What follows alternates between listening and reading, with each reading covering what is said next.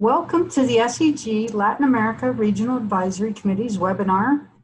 Our webinar series is Recent Advances and the Road Ahead. Today's speaker will be Dr. Rodrigo Portugal, and he's going to speak on conformal normal move-out correction, revisiting the basic concepts. So, Dr. Rodrigo Portugal has been working in the exploration and production industry for about 17 years. He began his career as professor of geophysics at State University of Campinas, and in 2009, he started working as a researcher in the E&P segment in the service companies. He currently serves as a principal geophysicist at Halliburton, and in 2002, he obtained a doctorate in applied mathematics from UNICAMP with emphasis on computational seismic imaging. During his career, he has published several papers and abstracts in conferences and journals. Currently, his interests are in new technologies for exploration and reservoir geophysics, and also how to apply digital transformation to such practices.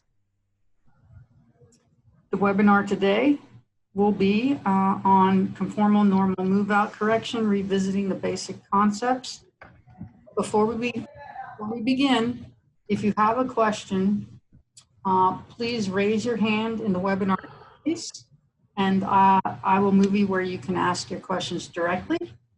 If you would prefer just to type in your questions, you have two options. The question and answer box at the bottom of your screen is a great place to post your questions. And if you prefer also to, you can put them in the chat box as well. So without further ado, please welcome Dr. Rodrigo Portugal for his webinar. Thank you, Laurie. Thank you, everybody, for attending the webinar. And thank you for SEG for the invitation. Okay, today webinar is very simple. Not complicated at all.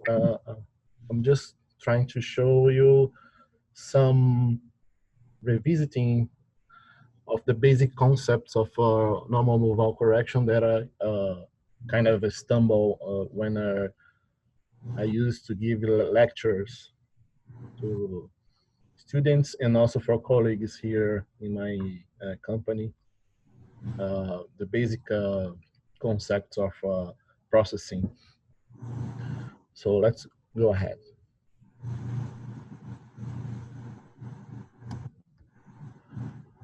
Well, everybody knows this formula, right? This is the normal move-out basic formula. Is this formula models a hyperbola with the parameters t0 and v. And v is the stacking velocity, maybe the stacking velocity or any velocity that you want.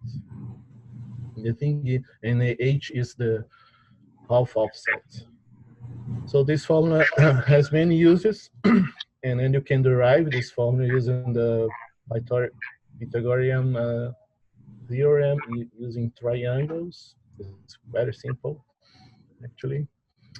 And using this formula, people during these 50 years or 60 years have devised lots of process, stacking process, normal move-out correction, and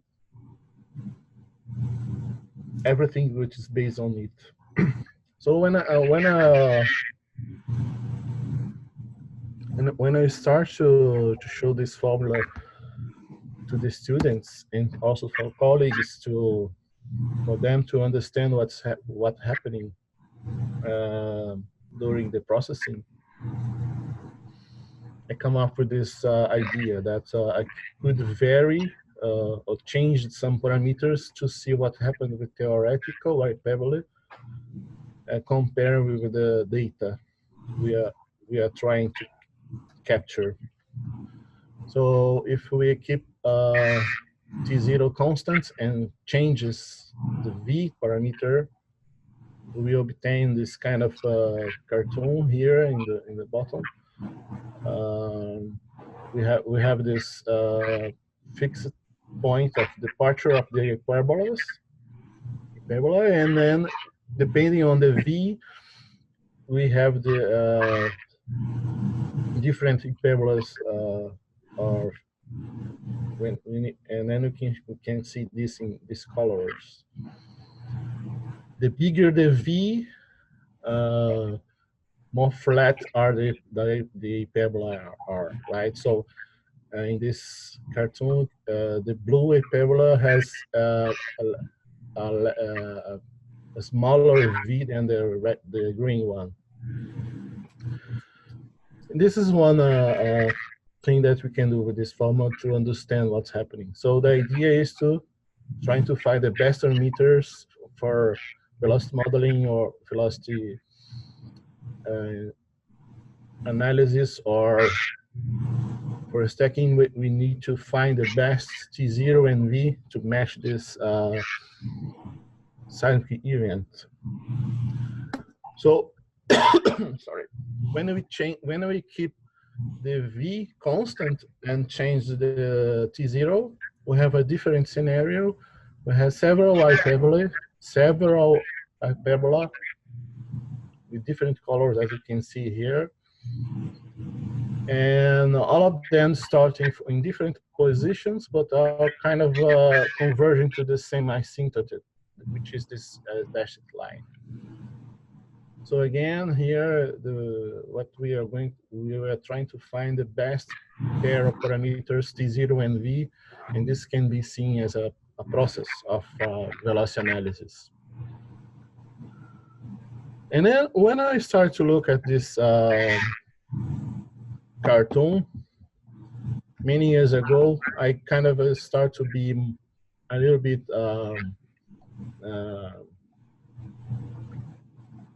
intrigued by something what's happening in this figure. And then this is the starting point where I'm trying to propose here to you, and then maybe you can help me to progress with these ideas. This is ongoing research, right?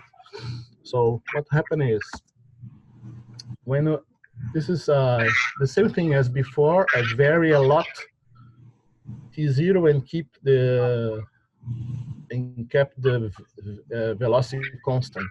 And then you can see here the dark line, the black lines are hyperbola of the same family.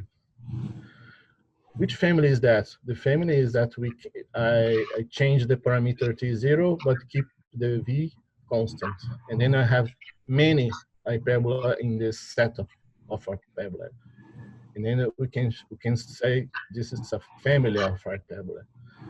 And then when we zoom out this region here in this small square, we can see here lots of kind of losangles here.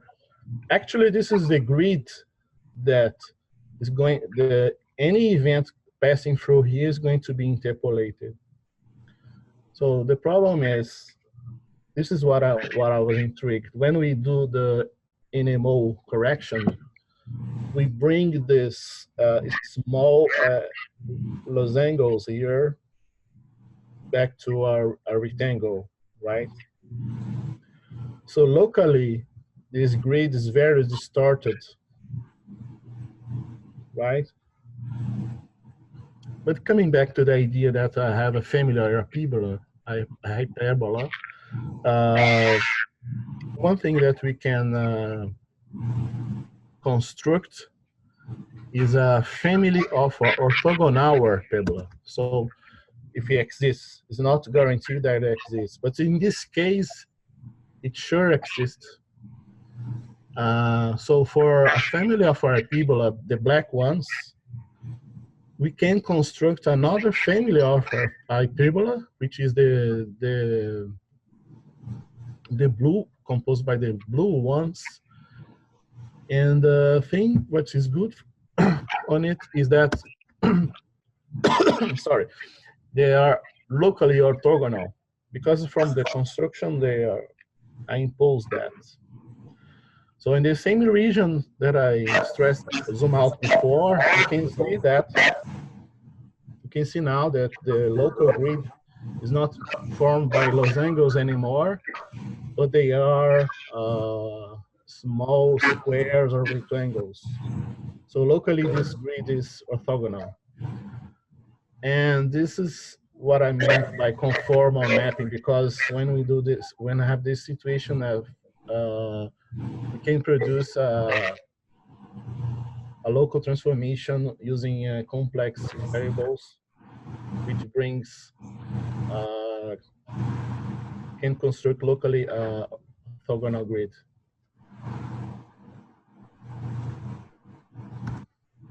And then just to compare, and that in region that I zoomed out before, the same region here on the left, when we use normal move-out correction, and then on the right, when we use this conformal normal move-out.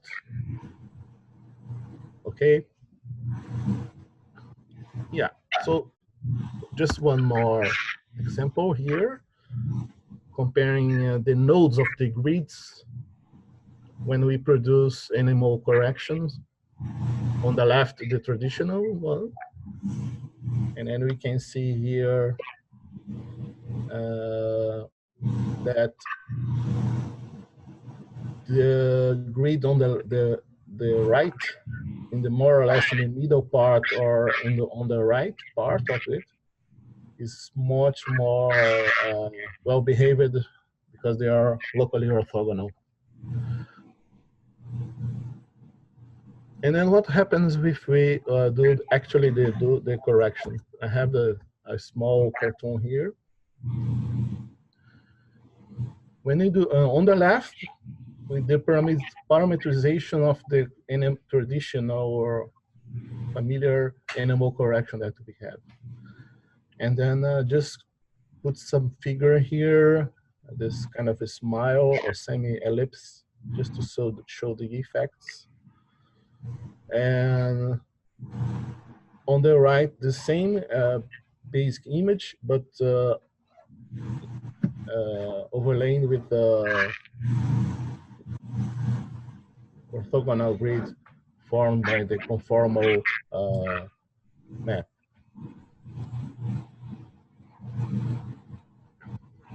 Let's go ahead and see what happens with when we do the transformation. When you do the transformation, you can see the ellipse transforming in the left. I mean, on the left, we have the regular animal transformation, which stretches a lot of on the part of the image. And when we use the orthogonal, more or less, we can say that even if it's stretched, we don't have we have less blur horizontally. So it kind of preserves the geometry of the width of the event, right? And on this black stuff that we can see here on the bottom left, bottom right, and also on the left, there are not numbers, and I couldn't remove them, but it doesn't mean anything. It just it's a void, if you want. Could be zero.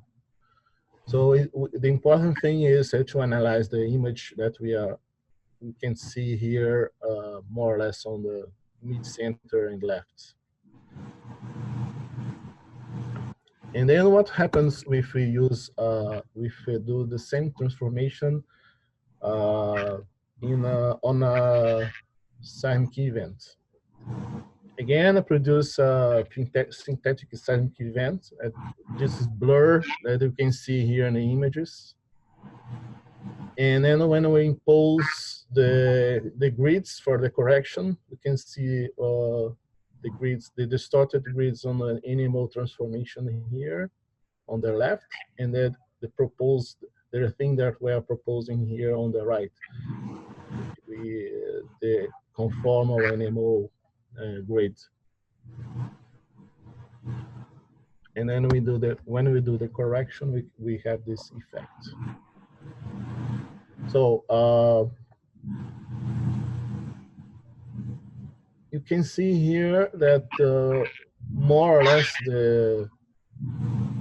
we still have this amplifying, this diminishing of the frequency from the left to the right. This effect that we have the spreading of the wavelet. It's the same thing happens on the conformal animal transformation. But something else happened here. If you can see the blur on the left, kind of the increasing is kind of growing. It's not linear. And then on the right, it's kind of the opposite effect. So it will start the width starts at the same width on the left, but the growth of this width is kind of is not, the growth is not is kind of a linear. It's not growing more than kind of exponential for.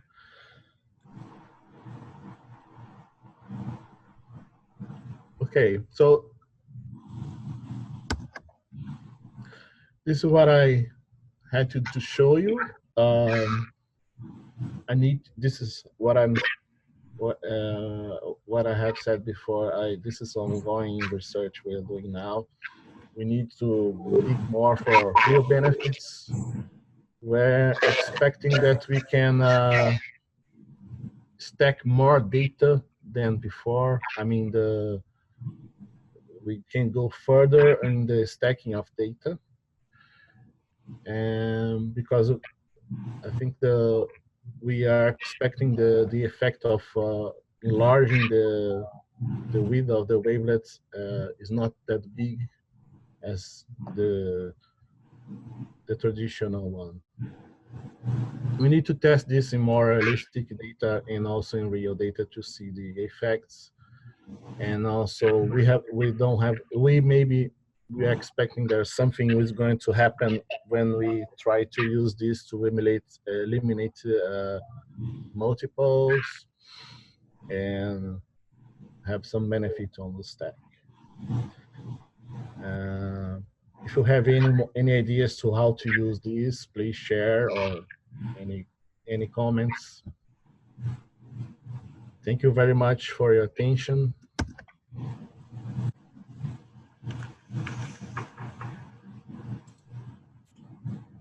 All right. Thank you very much. And now we have time for some questions.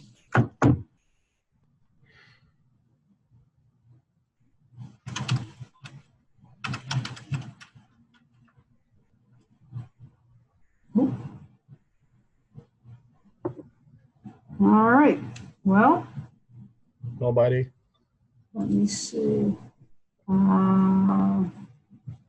Apparently not. So if you could go back a slide. Okay. This one? Yes. So you've gone and you've shown how you can enhance resolution. Is there a next step for the research into making this even better? Yes. We are going to test this using data with multiples, especially the C-bottom multiple, to see when we do the stacking, the multiple is going to be more identifiable or eliminated.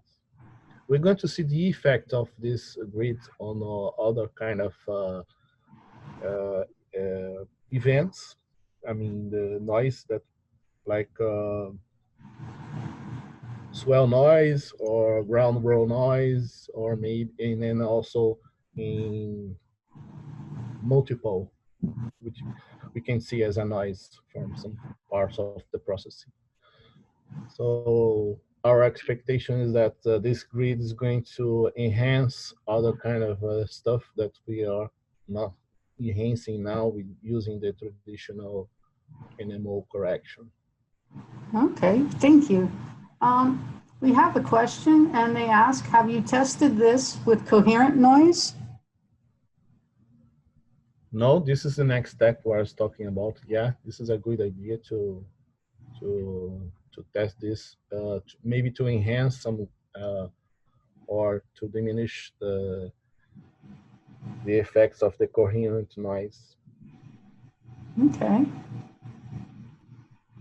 Any other questions for our presenter today?